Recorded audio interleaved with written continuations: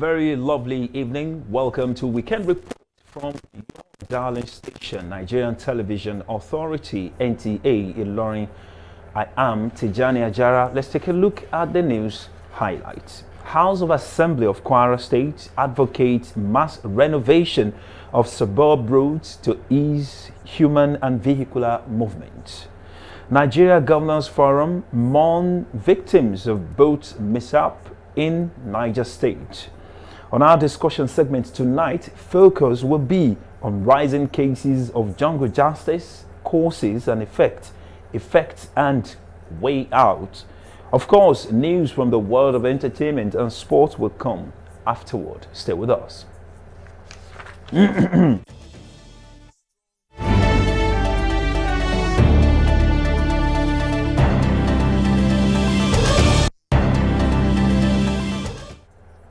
Welcome back. The House of Assembly of Kwara State during the week called for immediate assessment and rehabilitation of deplorable suburb roads in Ilorin and other parts of Kwara State. Abdulhafiz Alaya has the details.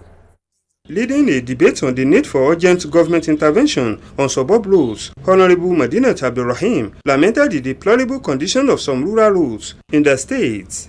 Despite the governor's huge investment on road infrastructure, the lawmaker said roads in suburban areas continue to deteriorate, with attendant consequences on the social and economic activities of the people at the grassroots. She thereby urged the governor to direct Kwara State Road Maintenance Agency to immediately embark on rehabilitation of roads to complement the ongoing massive road construction projects in the state. Just like the prime mover of the motion, other lawmakers commended the governor for prioritizing infrastructural developments while advocating proper monitoring and maintenance culture. The people of Kwara State deserve safe, reliable and well-maintained roads that facilitate mobility and foster development. The importance of suburb roads cannot be underestimated. They serve as a link between communities, markets, schools, health centers, and farms. However, many of these roads in places like Okiose, Egbejila, Tanke, Kulende, Amule, and communities across Edu, Patigi, Kayaman, and Baritin are in very poor shape.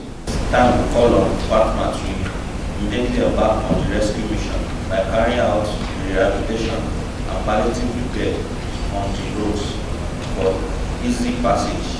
Rain is coming, just coming. The roads are already bad. It will add to the poor quality, the poor state that it is now. In the next 3 weeks, we'll be surprised some roads will even cut off. So the farmer should not hesitate to wake up to its responsibility and put up all these suburb roads. Urge the government to direct the Ministry of Works to collaborate with government to ensure proper monitoring and sustainable maintenance of roads after rehabilitation. Urge the government to direct the Kwara State Community and Social Development Agency to collaborate with traditional and community leaders on prompt report of road failures and supporting routine maintenance efforts. Those in favor of this resolution say aye. Aye. Against any, the ayes are. The plenary was adjourned till Tuesday, 9th of September 2025. Abdulhafiz Alaya, NTA News. The National Directorate of Employment (NDE) has flagged off the second phase of the Renewed Hope Employment Initiative designed to train 41,307 Nigerians in over 30 different skills. Ahmed Fulani, who covered the event in Ilorin, reports that the flag-off takes place simultaneously across the country. Unemployment is a major problem confronting Nigeria and Nigerians, with successive governments giving their best to address the challenge. With President Bola Ahmed Tinubu's Renewed Hope initiative addressing the menace of unemployment, more Nigerian youths who are unskilled and unemployed will undergo training in vocational skills development, special public works, small-scale enterprises, and rural employment promotion. At the end of the training, participants would have been equipped with necessary skills to enhance their employability while fostering entrepreneurship mindset and improve livelihoods to contribute meaningfully to economic growth of their immediate communities and the nation at large. The NDE, despite the challenges of limited budgetary resources, remain committed to equipping unemployed Nigerians with demand training skill sets in order to empower these individuals to become employers of labor and wealth creators in the nearest future. The Commissioner for Youth in Kwara State, Indanusa Shehu Usman, and other heads of government agencies emphasized the importance of the opportunity given to the youth in Kwara State, advising them to maximize the opportunity. Whatsoever they learn, whatever benefit they get from it, they should utilize it, not to sell those inputs, not to make it a kind of nightmare for those who participate, who train them. They should, in a nutshell, they should utilize it and become boss of themselves. My advice for them is that the only eligibility for this training is interest and availability. Once you have interest, it works like magic, and make yourself available. And sky is the starting point, because this program is monumental. Some of the beneficiaries appreciated President Bola Ahmed Tinubu for providing them with lifetime opportunity, assuring that they will in turn contribute to the nation's gross domestic product. I will be able to stand there on my own, do one or two things on my own, and be able to finance myself and finance my family. It will actually be of help to me, because to me it is a very great opportunity, and I feel like with this I still have a lot ahead. Immediately after this training, I'm going to use it very well and to even put more effort so that people will see and will be able to learn from me also. The training begins immediately at various designated training centers in Ilorin and some other parts of the state. At the end of the 3-month training, participants will be empowered with cash and starter packs to begin their businesses. Ahmed Fulani, NTA News. Now to the background report. Cases of mob attacks are increasingly becoming a disturbing trend in Nigeria as people meted jungle justice on suspected criminals without recourse to the rule of law. Abdulmumin Abdulwakil takes a look at this worrisome development and how it can be nipped in the bud. In recent weeks, Ilorin, the Kwara State capital, has witnessed a disturbing rise in cases of jungle justice, with a lot of suspects accused of thefts and other crimes being subjected to instant mob actions rather than being handed over to law enforcement agencies. Across cross-section of residents in an interview believed this dangerous trend is fueled by frustration and a growing loss of confidence in the ability of security agencies to deliver justice swiftly. The law enforcement agents have a lot to do, particularly in restoring back the confidence and the trust that people are meant to have them, so that they will know that for whatever cases they have at hand, justice will be seen to be done. People taking laws into their hands means that they are already bypassing tactically the police and other security agencies, and that of course is going to lead to another wave of anarchy. So many innocent souls has been lost. The recent one was what happened in Pata some days ago, where an innocent woman was killed, and we got to know later from the family that she was a bit, she has mental issues. So I think people should stop that barbaric act and don't always take laws into their hands. People think that you cannot trust the authorities, you cannot trust the police, you cannot trust the court. But then, in Ilorin here, we are known as peaceful people. Kwara is a state of harmony. Such a thing should not be happening here. People should not be making reference to Kwara, particularly Ilorin, as where jungle justice is done, where you take people's life, on certain allegations. I think we should just allow the law to take its natural course. Security experts, however, warn that mob justice not only undermines the rule of law, but also puts innocent life at risk, emphasizing that anyone can be wrongly accused and punished without trial. Kwara State Police Command Public Relations Officer strongly condemned the act, stressing that jungle justice is a crime on its own. Jungle justice is not always the answer to every incident. If they had suspected anything, like we always say, if you suspect persons or movements, please report to the designated channels or the police station nearest to you. If they had done that, the police would have been able to investigate the matter for that. We admonish people, citizens of this state, to be law-abiding and always report issues to the designated channels. As the wave of jungle justice continues to spread, the message remains that the true path to justice lies not in mob action, but in the court of law. Abdulmumin Abdulwakil, NTA News.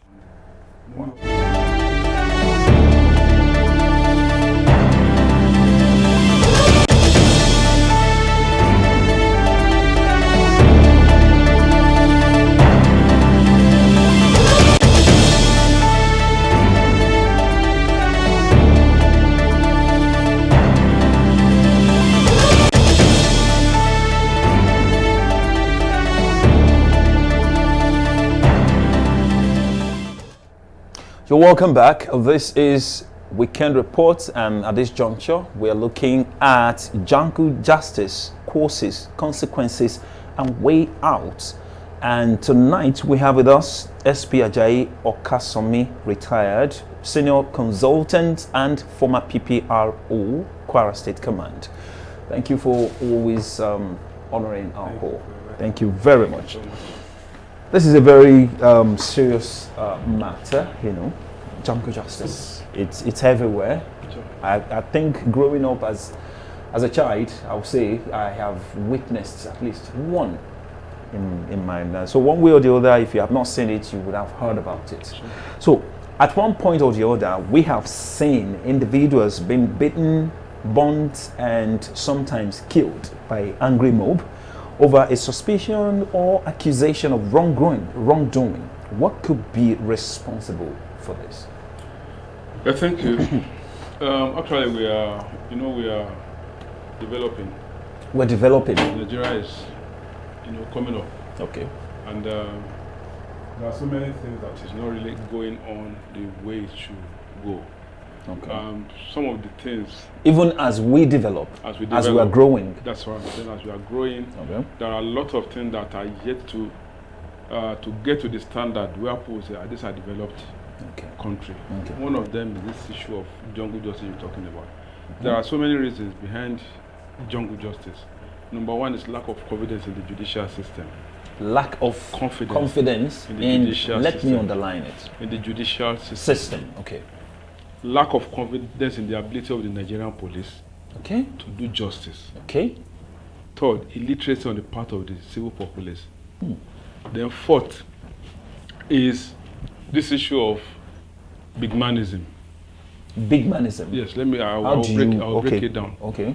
For example, when people commit an offense, okay, or when somebody commits an offense, the police arrest such a person, he's taken to court.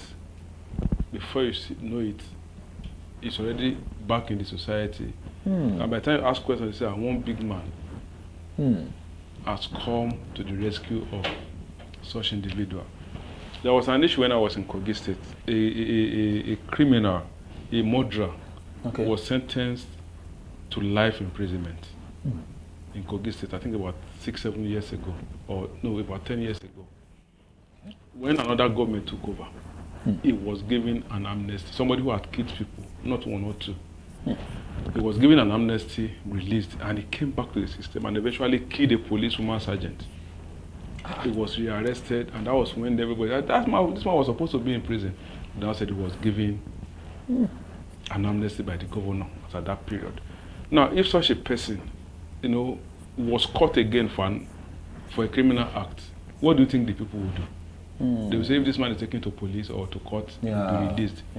Jungle justice will be meted out to such person. So that's why I tell you the issue of big man is the issue of the influence of some rich men, of some political exposed people in the society, form some of the reasons why people, do jungle justice. If, for example, somebody is caught committing a crime, the next thing or the lawful thing to do is to hand him over to the police. Don't forget that that's the lawful thing.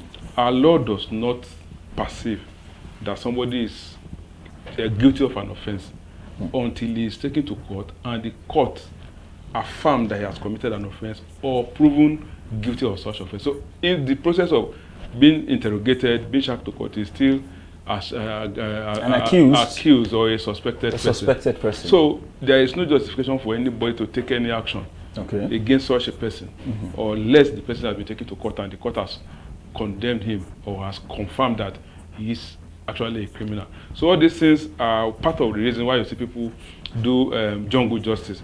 Some of them, lack of education. They say, don't worry, when we take it to court, they will release. No, let's, And there is this mob violence, something like one person come up and say, let's do this. You see other people say, okay, let's do that. So they will forget the issue of law. As at that period, they are already, getting taken over by emotion. And such emotion is dangerous. So at the end of the day, they'll say the person has been killed or burnt, like you just mentioned now. And that's what we call jungle justice. It's also a criminal offense in our system. All right, so the points raised here are very germane. Lack of trust in the system, in the judicial system. The police. These are constituted authorities. Yeah. These are laws. But the moment the trust is no longer there, then we can understand that. I was very particular when you said big mannerism. I mean, big manism. Yeah, okay, so you broke it down. I still would want to drag you back to the issues around the ignorance, that's like you've mentioned, and the trust. But just before I do that, let's quickly proceed. A few weeks ago, 2 suspects were violently killed around Ipata, and one would wonder why there is an increase in the cases of jungle justice. It's about a woman whom people accused of probably stealing or maybe abducting somebody, a child, or maybe he's just hiding some stuff. Eventually, we got to know that this woman was not really okay upstairs there, and even the family, came out and so what was responsible for this? You see, I'd like to correct one insinuation that I call it institution. It was not 2 people that died. 3 persons were actually attacked, but 1 woman died. Okay. The other 2 were taken to the hospital by the police, and they were they went, they were undergoing do you mean on the same spot related to that no, woman? different these are different independent cases. Different cases. Okay. But that woman own was the most prominent because it was discovered later that it was somebody of a imbalanced mental state. So she died, but the other 2 were injured severely, but they didn't die. So that is just that. But what I want to say is that, like we said, the country we are in now today, it's a country where everybody is tensed. Everybody is tensed. It's tensed. Okay. Even the rich people are not comfortable because as a rich man, if you are unable to spend your money the way you want or go out the way you want, you will not be very happy, even with your wealth. The poor people in the society are not happy, thinking that the well-to-do ones are the ones causing their problem. So all these things put together, then you have a large number of unemployed Nigerians in the street looking for what to do. So even if you check, about 80% of those people that killed that woman or that mobbed that woman were all criminals. If you know that is the system. For example, in Lagos, if somebody steals and you see people shouting "Ole," and they were pursuing him, 80% of those people pursuing him are part of his gang. They were pursuing him for him to escape, not because they want to catch him. So the same thing happened. Most of these people see mulling, killing people because of one case of stealing and just are part of. You can't say any responsible person doing that. So the one that happened in Ilorin was caused by people, miscreants. Okay. So you understand, miscreants that are just looking for anything to latch on. So that woman became a prey.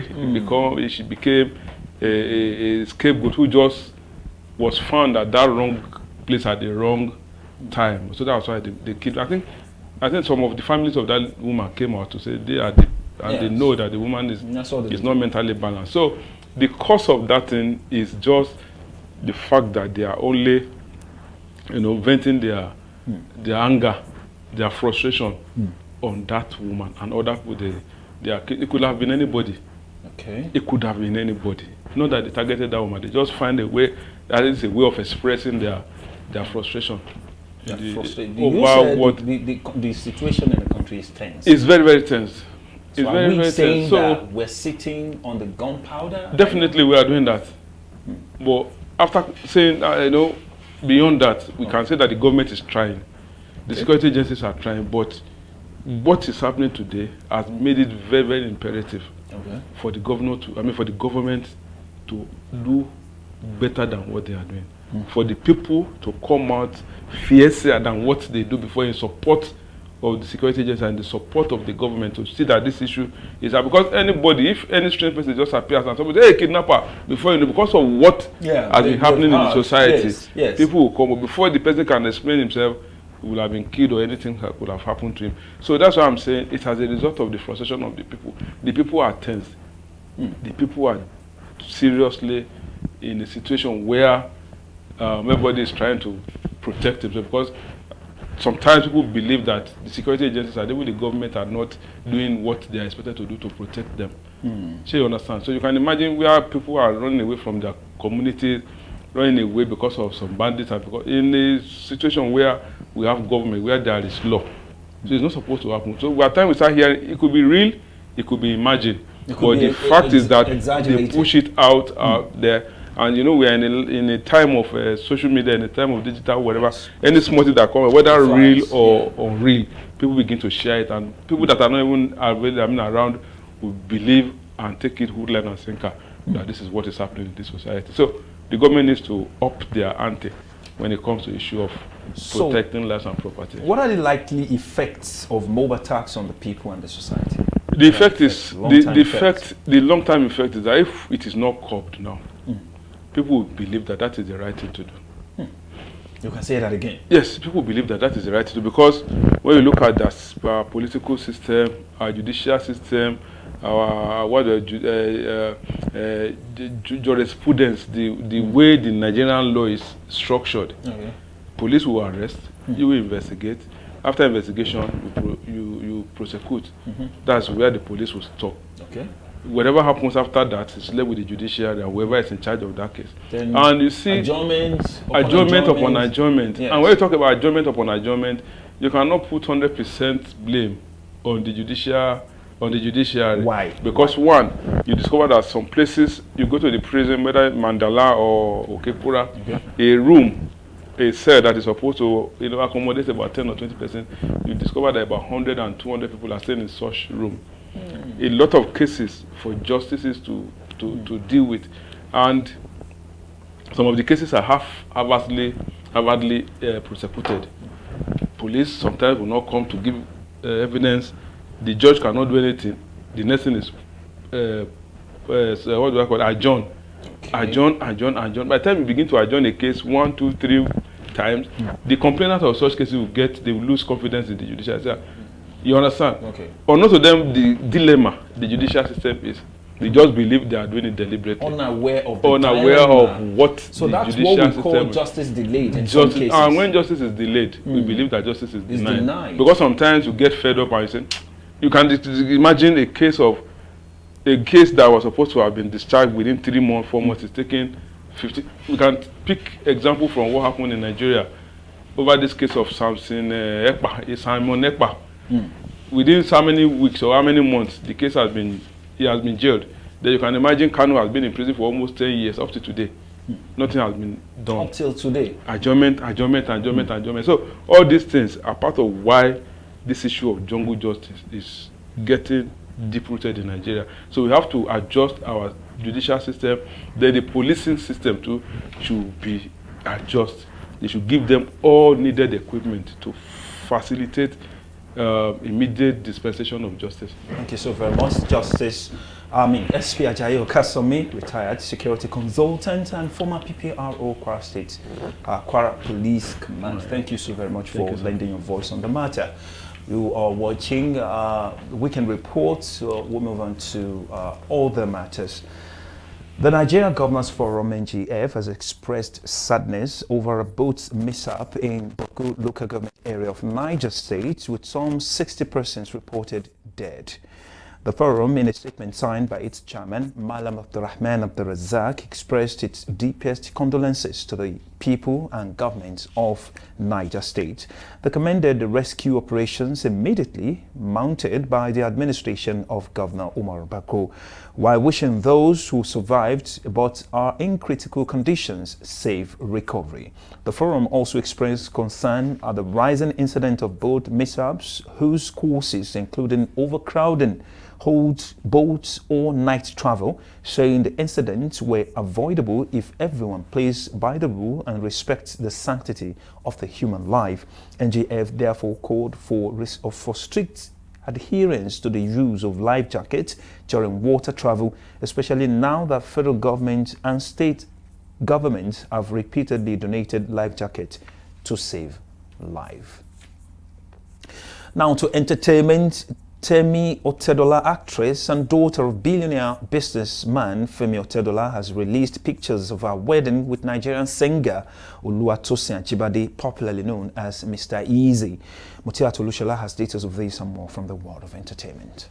Temi Otedola and Mr. Easy tied the knot in a private ceremony in Iceland in August this year. Following their marriage, Temi Otedola, now Temiloluwa Ajibade, finally took to social media on Friday to update a new surname from Otedola. We'll be signing out right now with weather forecast for tomorrow, Sunday.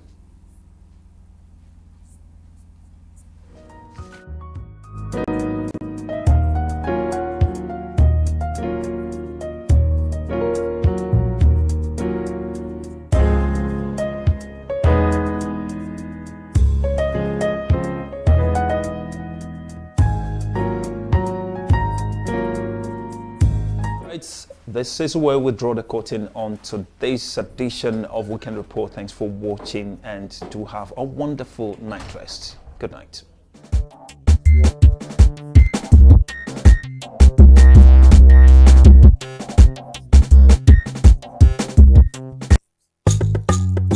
For more news and programs, you can visit our website on www.ntailorin.com.ng. Download the NTA Ilorin app from Google Play Store on your Android devices.